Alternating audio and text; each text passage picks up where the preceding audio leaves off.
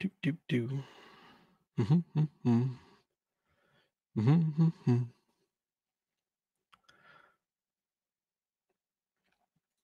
First-hand evidence is greater than hearsay from an IOG insider. So, yeah, I know that one. There's this troll that's floating around that's really disgruntled, and he's absolutely convinced that I'm a despicable, evil man.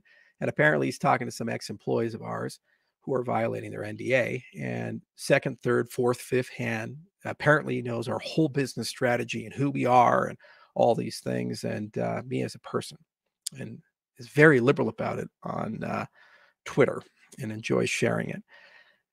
Outside of the fact that, when you hire thousands of people throughout your career and you let people go, some of them might be disgruntled or only have a particular view of things. And it's their character when they go ahead and anonymously leak things that are privileged. It's extraordinary to me that people care. You know, you look at any entrepreneur, whether it be Steve Jobs or Elon Musk, Bill Gates, you pick your favorite one. And the reality is they leave a wide wake of things, massive wake of things, especially if you're a billionaire and you've done things involved tens of billions of dollars. A lot of people are floating around and you'll piss some people off. Why? Because you won and they didn't.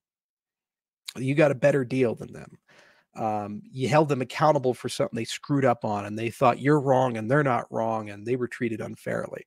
Longer you're in business, exponentially this increases because the amount of people you interact with, the amount of people touch, the amount of people you talk to increases. So at any given moment, even if you're a rock star, you're going to have an 80% approval rating, which means you have 20% disapproval rating. And of that 20%, about 5-10% of the backwash down there hates you with a passion and they're real angry and real disgruntled. And those people go and they write stuff, they leak stuff, they do something to balance the scales. That's the price you pay for being an entrepreneur. It's the price you pay for building stuff. You want to be liked, then be vanilla toast. If you want to be effective, then accept the fact that you have to have the courage to be disliked and you have to develop a pretty thick skin for what people say about you. And at the end of the day, it all works its way out because we tend to forget the politics of the day and remember the big broad brushstrokes of things. Broad brushstrokes, almost 200 academic papers have been written, $12 billion ecosystem's been created, 4 million people use it. Thousands and thousands of engineers, project managers, product managers, hundreds of projects built on it, and we are relevant. We're in the top 10. We're in the game. Every day we fight. People talk about us. People invest in us, build us in one way or another. Okay? They choose to build on Cardano as an ecosystem. That's track record. 10 plus years building that. Now, we're going to break some eggs along the way, piss some people off along the way, but that's what we're doing. That's where we're at. It's who we are. And so if we don't have critics, it means we haven't achieved anything. And I'm very glad that we do. Now, they lie and they get very personal and they say things that are out there and crazy. But you know what? Alex Jones tells us the frogs are turning gay. Does it really impact anything? Really change anything outside of being a great soundbite? It's entertaining. That's the way you have to take it. And that's the way you have to think about it.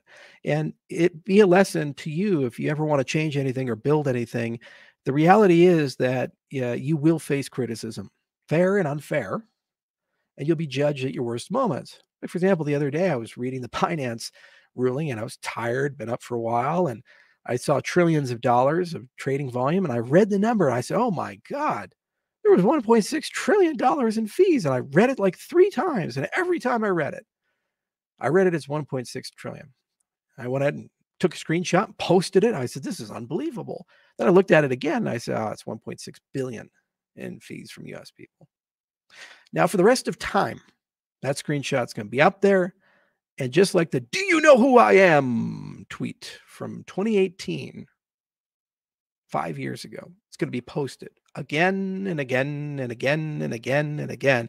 Or that picture where I'm hanging out with Rachel Siegel, the Cosmopolitan, will be posted again and again and again and again and again and again and again and again and again and again and again and again.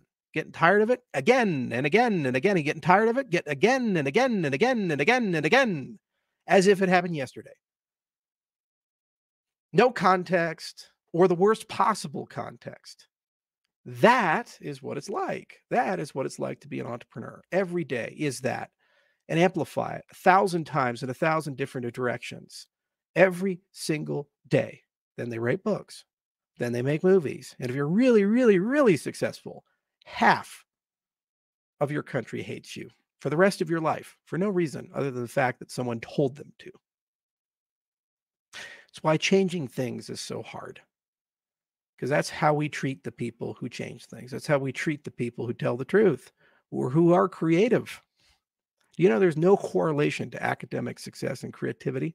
Jordan Peterson made this amazing video. All these people that go out and try to get PhD, write dissertations, write theses, they wash out because there's no correlation between their raw creativity and unorthodox way of seeing things and the way the system works. Same for medicine. Did you know that if you take stem cells and you grow them, your own stem cells, suddenly it's a new drug and you have to go through the entire FDA approval process? Imagine that. I can just take your stem cells, grow them, do nothing to them. We know it's just your cells. There's nothing, there's no harm. They have to go through FDA approval, 10, 15 years. Animal trials. How does that even work? The Section 251 exemption doesn't apply. There's so many things that are so fucked up in the world, especially here in America with our government. And you say, that's bad. And everybody agrees with you. You go and try to change it, and then suddenly half America hates you. Huh.